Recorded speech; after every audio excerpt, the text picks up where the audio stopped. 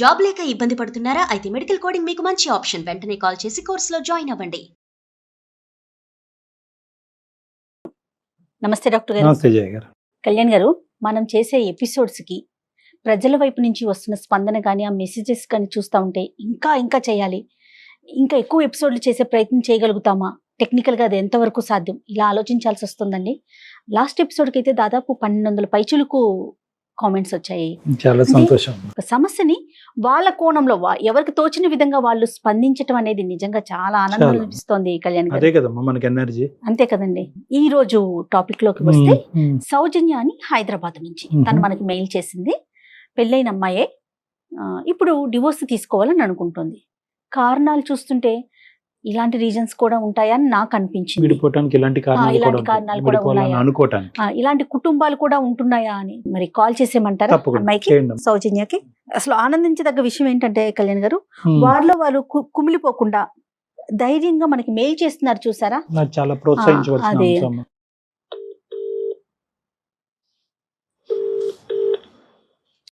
Hello hello, సౌజన్య గారండి?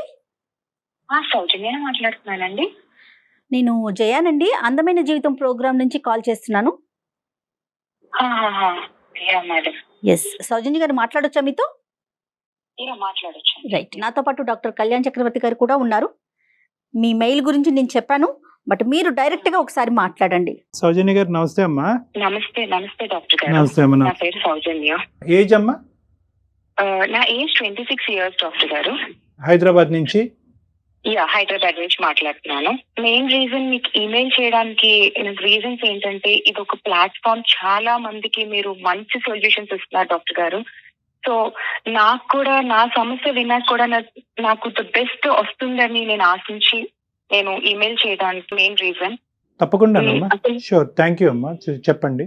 నా సమస్య ఏంటంటే, ఐఎమ్ మ్యారీడ్ అండి. నాకు 4 years అవుతుంది. ఓకే. నా మెరిచువల్ రిలేషన్షిప్ అస్సలు బాగాలేదండి. అస్సలు బాగాలేదు. ఎలా అంటే, నాకు చుట్టూ ముండకంచెలు వేసేసి నేను మధ్యలో అన్నట్టు అయిపోయింది నా లైఫ్.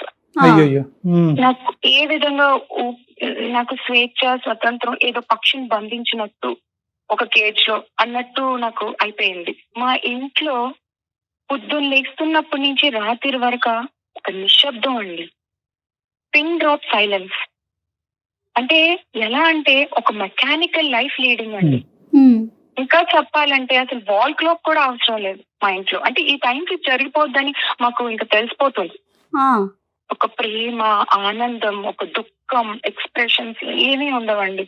అసలు ఎలా అయిపోయిందంటే, మా హస్బెండ్ కూడా ఏంటంటే హ్యాపీనెస్ అంటే, నాకేంటంటే మొదటి నుంచి నేను ఇంట్లో పెరిగిన వాతావరణం అంతా హ్యాపీగా ఉండాలి, నా చుట్టుపక్కల అంతా హ్యాపీగా సెట్ చేసుకోవాలి, అలాగే నా ఫ్రెండ్స్ కూడా భలే సెట్ చేసుకుంటా బేబీ అని దీనిలో నేను పెరిగాను. అని ఇంట్లో మమ్మీ డాడీ వాళ్ళతో కూడా జోక్స్ చేస్తూ, కామెంట్స్ చేస్తూ ఎంతో ఆనందంగా డైనింగ్ టేబుల్ అన్నం తింటే మా ఇంట్లో నవ్వుల వర్షం అండి. అలా పెరిగాను నేను. అలా అని ఇక్కడ కూడా అత్తమామలతో, హస్బెండ్ తో నవ్వుతూ మాట్లాడిన, దగ్గరికి వెళ్ళినా సరే ఎలా చూస్తారంటే ఎప్పుడు ఇక్కడి నుంచి వెళ్ళిపోవటం అంటే ఏంటమ్మా? ఎక్కడికి వెళ్ళటం అంటే, అక్కడి నుంచి వాళ్ళ ప్రెజెన్స్ నుంచి వెళ్ళిపోతున్నాను. అంటే వాళ్ళకి ఇష్టం లేదు మాట్లాడడం, నవ్వుకొని ఉండటం. నాకు ఎంతసేపు బెడ్రూమ్, హాల్, బయట కిచెన్, ఈ వరండా, పక్కింటితో కూడా మాట్లాడడానికి కూడా స్వేచ్ఛ ఉండదండి. ఒక రకమైన మెకానికల్ లైఫ్, ఒక ఆనందం అనేది లేదు. ఒకటే జీవితం కదా. నాకు నేను అలా పెరగలేదు, క్వైట్ ఆపోజిట్, కంప్లీట్లీ ఆపోజిట్. మా హస్బెండ్ తో కూడా చాలా సార్లు నేను కూర్చోబెట్టి నవ్వుతూ మాట్లాడి క్రియేట్ చేశాను. నేను రూమ్ లో చెప్పాను ఆయనకి, మనం ఇలా కాదు, చిన్న చిన్న విషయాలు కూడా మనం మాట్లాడుకుందాం, కలిసి షేర్ చేసుకుందాం, ఫన్నీగా ఉందాం, హ్యాపీగా ఉందాం అని చెప్తే ఒకటే మాట అండి, అందరూ ఇలా ఉండరు కదా, అందరూ ఇలా ఉండరు, కానీ అట్లీస్ట్ మారాలి కదా. నేను ఒక పాత్ర అనేది ఉన్నాను వైఫ్ ని, అంతేగాని ఒక ఐడెంటిఫికేషన్, ఒక రికగ్నిషన్ లేదు. అంటే టైమ్స్ వాళ్ళకి వండు పెట్టేయాలి, టైమ్స్ అన్ని సెట్ చేసేయాలి. సౌజన్య, ఒక్క నిమిషం అమ్మా. వాళ్ళు మారాలి అనేటటువంటిది నీ ఉద్దేశం. నిన్ను మారమని ఆ ముగ్గురులో ఎవరన్నా చెప్పారమ్మా? నువ్వే తక్కువ మాట్లాడాలి? లేదు, అస్సలు లేదు. ఏదో పెళ్లి చేసుకున్నాను, ఒక పాత్ర అనేది ఇంట్లో అలా వైఫ్ అనే క్యారెక్టర్ నడుస్తుందేమో వాళ్ళ బిహేవియర్. నువ్వే తక్కువ మాట్లాడాలి, నువ్వే మామూలు ప్రజానికానికంటే నువ్వే ఎక్కువ మాట్లాడుతున్నావు, నువ్వే తగ్గి మాట్లాడాలి అన్నది నీకు ఎప్పుడు వచ్చిందా మెసేజ్?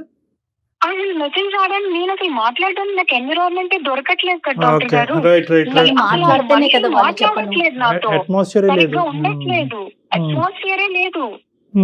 ఇక నిశ్శబ్దం అండి, నిశ్శబ్దం, అర్థమైంది. సైలెన్స్. Understood. అంటే ఏం జరిగినా రూమ్ లో అందరికీ తెలుస్తుంది, అంత సైలెన్స్, ఎవరు మాట్లాడుకోం, అందరం కలిసి ఉంటాం గానీ. సౌజన్య గారు ఏమన్నా నెగిటివిటీ అంటే ఇది బాగుందని గానీ బాగోలేదు గానీ అట్లా అది కూడా లేదండి? లేదండి, నన్ను ఒక మాట పల్లెట్ ఒక మాట అనే మనుషులు కాదు. ఒక తిట్టినా కొట్టినా కూడా ఆ రోజు అది కూడా లేదు, అది కూడా లేదు. నన్ను ఒక మాట తిట్టినా ఓకే మా అత్త మామూలు హస్బెండ్ అన్నారని నేను ఎమోషనల్ గా చూస్తున్నారు, అది కూడా లేదు మేడం. ఈ మెయిన్ రీజన్ మాది ఆసక్తి ఉన్నా నేను ఇక్కడ బిలో క్లాస్ ఫ్యామిలీ చేసుకోవడానికి ఒక రీజన్ అండి. మా అక్కది మాది ఒక వెల్ సెటిల్ ఫ్యామిలీ. మా అక్కది మంచి సంబంధం ఇచ్చి బాగా రిచ్ గా ఇచ్చి చేశారండి మా డాడీ. అంటే మా స్థాయి మీద ఒక 10 రెట్లు ఎక్కువే అనుకోవచ్చు. ఓకే, అక్కనిచ్చి చేశారు. 6 సంవత్సరాలు అయిందండి, 6 సంవత్సరాలు అయింది నేను అక్కతో మాట్లాడి. అండ్ ఆ ఇంటి మీద కాకి మా ఇంటి మీద వాళ్ళు అలా అయిపోయింది. ఇలాంటి లైఫ్ స్టైల్ చూసి చూసి నాకు మా డాడీ నాకు సంబంధం చేసేటప్పుడు నా ముందు ప్లేస్ చేశారండి. ఇలా 3 సంబంధాలు పెట్టారు. ఒక డబ్బు ఉన్న అబ్బాయిని, 2-3 మ్యాచెస్, ఒక బిలో మిడిల్ క్లాస్ ఇలా చెప్తే నాకే వదిలేసారు చాయిస్.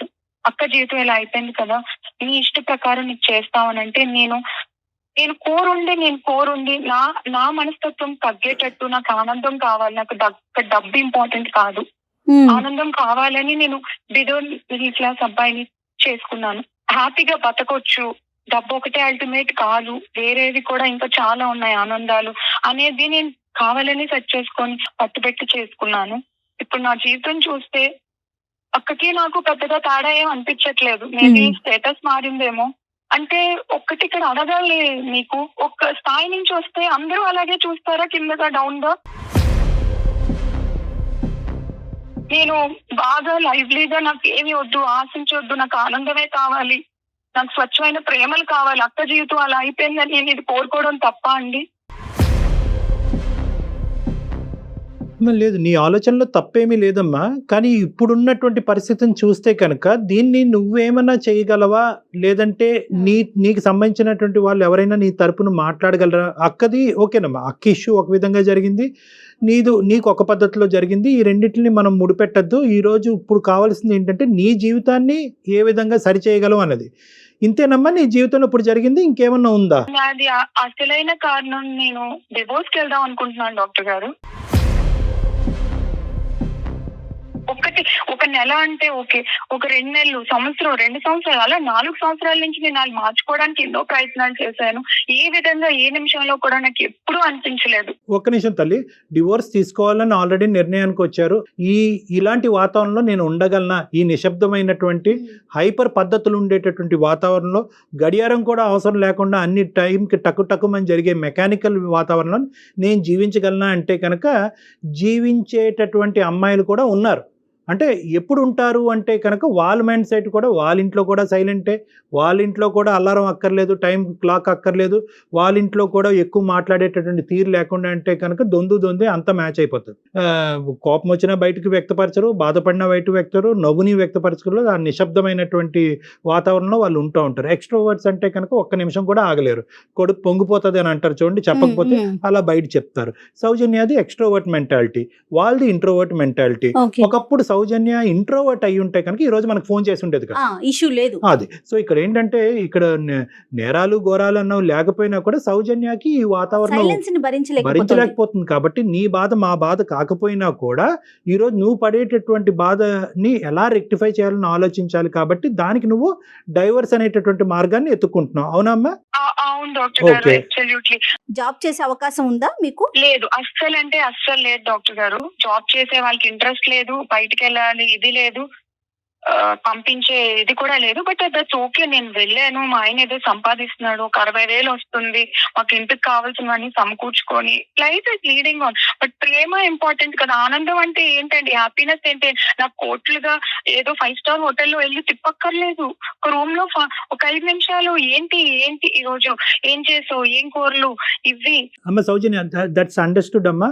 పిల్లలు లేకపోవటానికి కూడా ఇది ఒక కారణమా? 4 సంవత్సరాలు? అసలు నేను డివోర్స్ తీసుకుందాం అనుకుంటున్నాను డాక్టర్ గారు, డిసైడ్ అయ్యాను.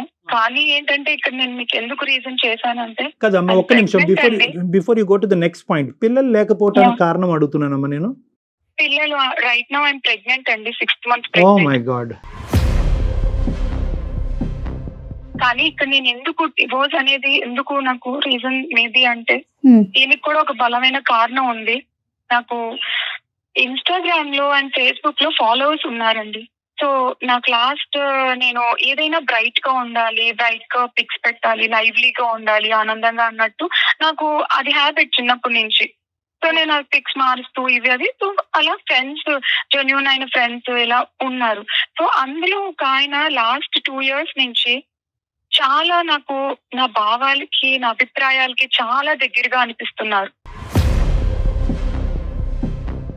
ఆయన ఏంటంటే ఈజ్ రియల్ ఎస్టేట్ డెవలపర్ అండి, డబ్బుకి కొరత లేదు, is over well settled.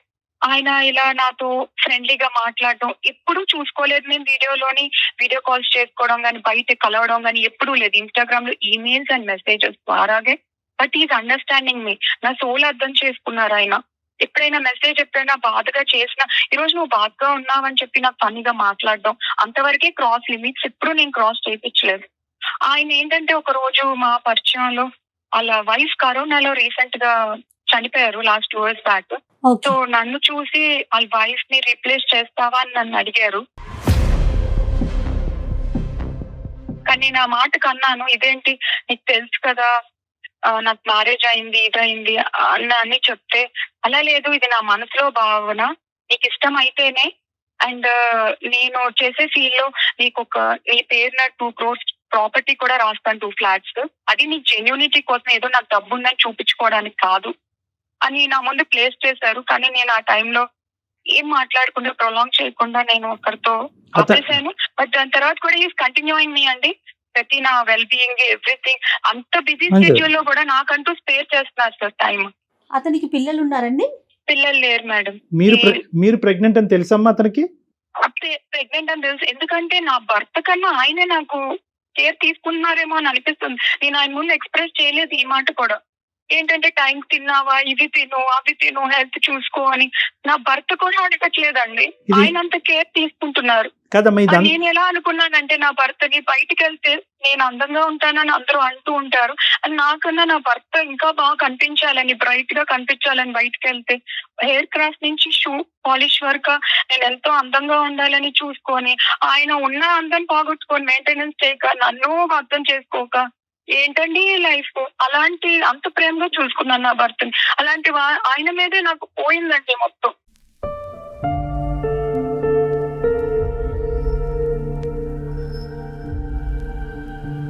Don't mix this issue with the Instagram issue. ఈ రెండు మిక్స్ చేయొద్దమ్మా.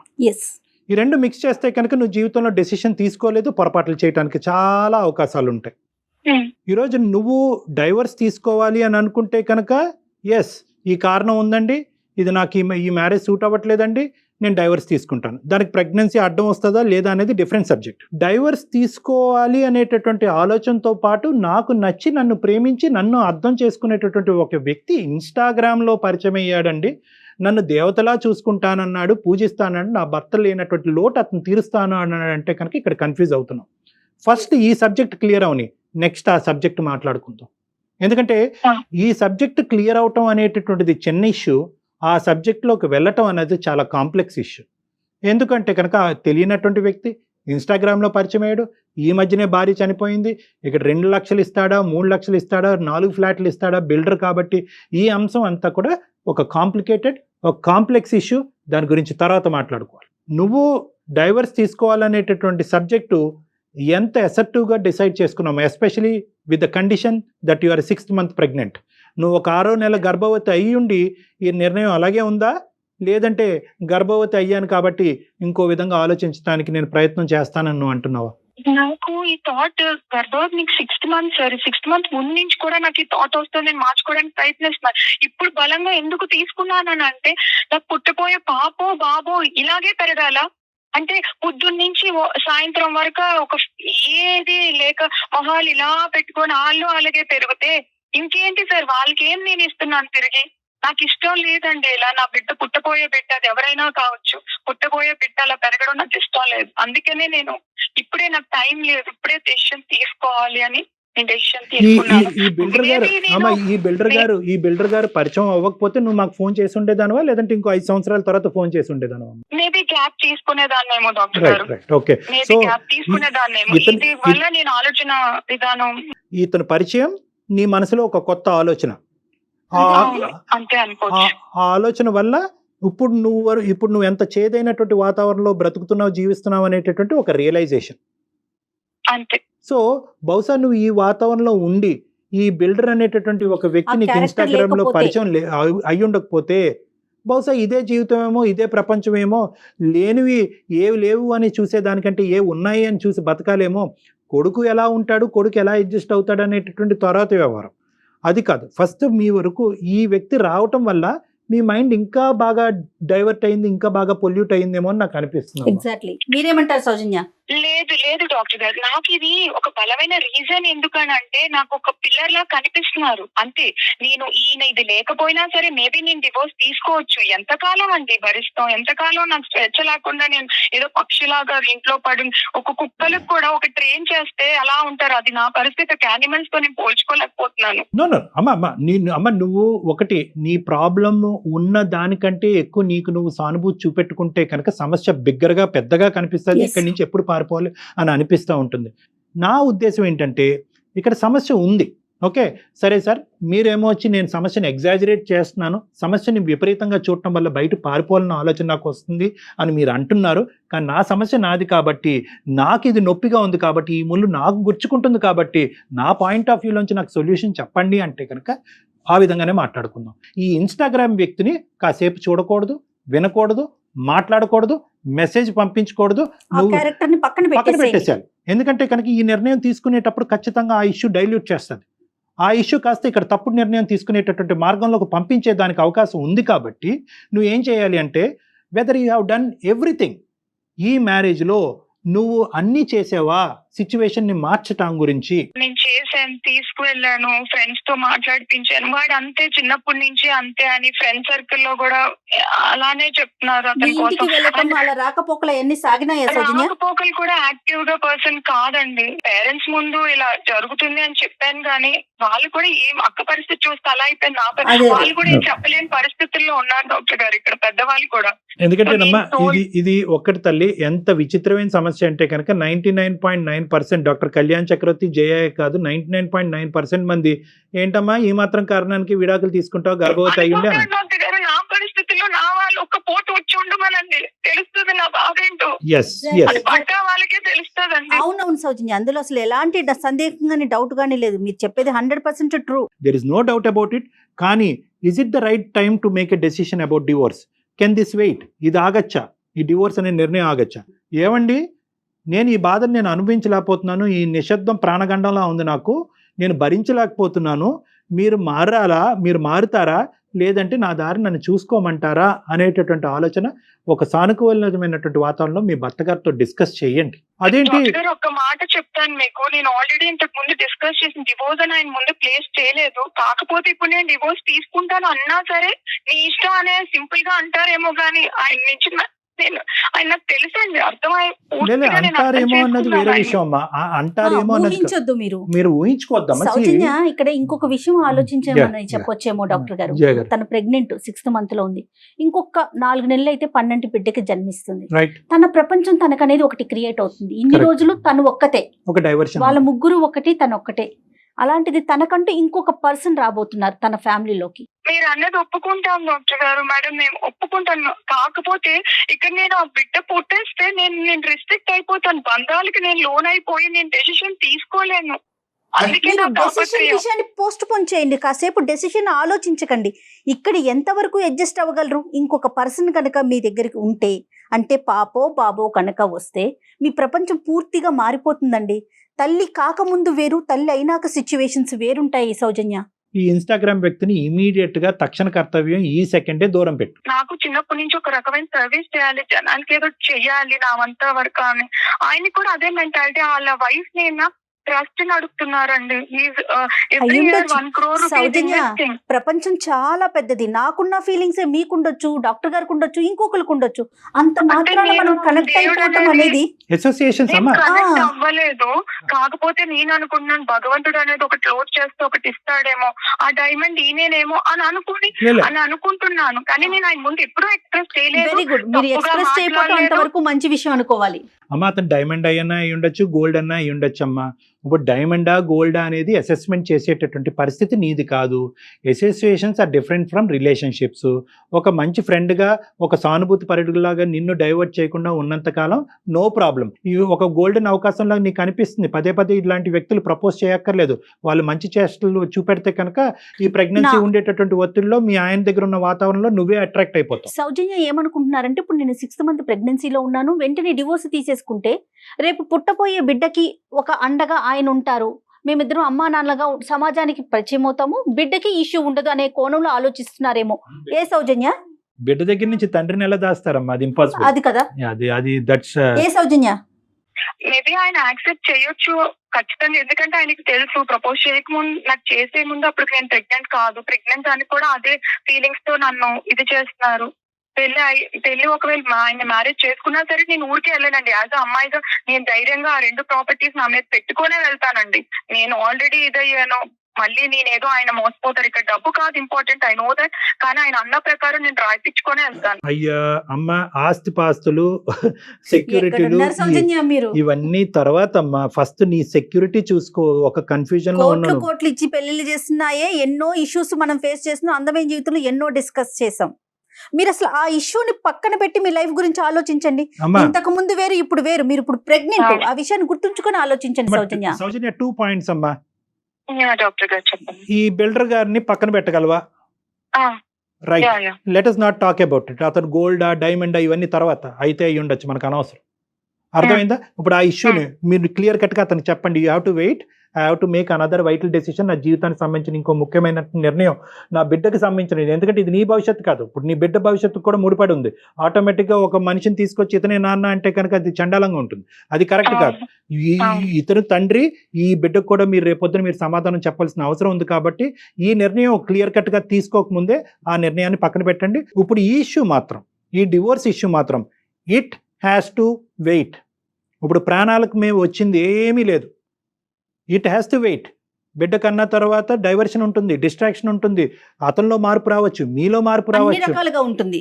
మేడం 6 months ప్రెగ్నెంట్, ఎప్పుడు ఏదో రొటీన్ గా లైఫ్ ఒక అయ్యో, ఏదో తేవాలి, బాగున్నా ఏమీ లేదు. ఎలా ఉంది హెల్త్ అనేది లేదు.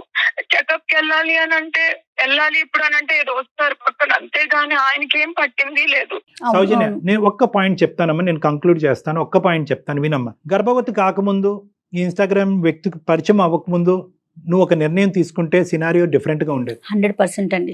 ఇప్పుడు ప్రెగ్నెన్సీ అయిన తర్వాత ఈ మనిషి యొక్క పిక్చర్ నీ బ్రెయిన్ లో, ఈ కొత్త మనిషి యొక్క పిక్చర్ నీ బ్రెయిన్ లో క్రియేట్ అయిన తర్వాత ఇప్పుడు నిర్ణయం తీసుకుంటే దాని చుట్టూరు చాలా క్వశ్చన్ మార్క్స్ ఏర్పడతాయి. నీ భవిష్యత్తు గురించే కాదు, బిడ్డ భవిష్యత్తు గురించి కూడా క్వశ్చన్ మార్క్స్ ఏర్పడతాయి. సమాజం రకరకాలుగా మాట్లాడుకుంటుంది. సరే, ఆ సమాజం మాటలతో నాకు సంబంధం లేదు, నా జీవితం నాకు ఇంపార్టెంట్ అని చాలా మంది అంటూ ఉంటారు. అది పక్కన పెడదాం. ఇప్పుడు నిర్ణయం, ఇంతకు ముందు నిర్ణయం, ఈ రెండింటికి చాలా తేడా ఉందమ్మా. ఇప్పుడు నిర్ణయం మాత్రం you have to wait and watch. లేదు, కాదు, కూడదు, ఎటువంటి మార్పు లేదంటే కనుక ఇదే నిర్ణయం ఒక 6 నెలల తర్వాత, సంవత్సరం తర్వాత తీసుకుంది కానీ సౌజన్య ఏం ఊడిపడింది. మీరైతే నా ఉద్దేశం కూడా సేమ్ డాక్టర్ గారు చెప్పినట్టు తొందరపడి నిర్ణయం తీసుకోవద్దమ్మా. Children can bring in changes and do miracles. పుట్టబోయేటటువంటి బిడ్డ ఒక అద్భుతాలు సృష్టించేటటువంటి కెపాసిటీ వాళ్ళకు ఉంటుంది. ఎలాంటి మాట్లాడినటువంటి మోగబోయినటువంటి వీళ్ళని కూడా మార్చేస్తారు ఆ పిల్లలు. ఎలాగైనా బిడ్డను కనాలి అని నువ్వు నిర్ణయించుకున్నావు కాబట్టి ఆ నిర్ణయం అప్పుడు తీసుకుంది, కానీ ఆ తర్వాత అవ్వకపోతే అప్పుడే తీసుకుంది. మీకైతే హెల్దీ బేబీ కావాలి కదా సౌజన్య?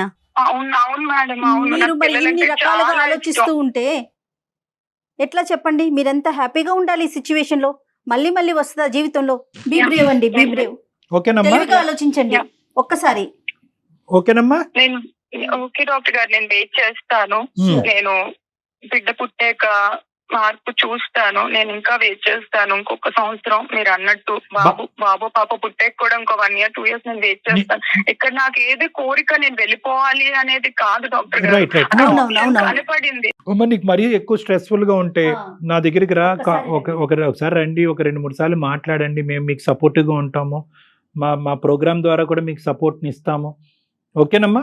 But this okay is doctor గారు, నేను వెయిట్ చేస్తాను. ఏదైనా ఒక 2 months అమ్మ వాళ్ళ ఇంటికి వెళ్ళే ప్రయత్నం చేయండి Soujanya. Okay, thank you madam. Right. ఓకేనమ్మా. Thank you, okay. doctor గారు. టేక్ Okay, కేర్ అమ్మా. okay. God bless you. Take care. నమస్తే.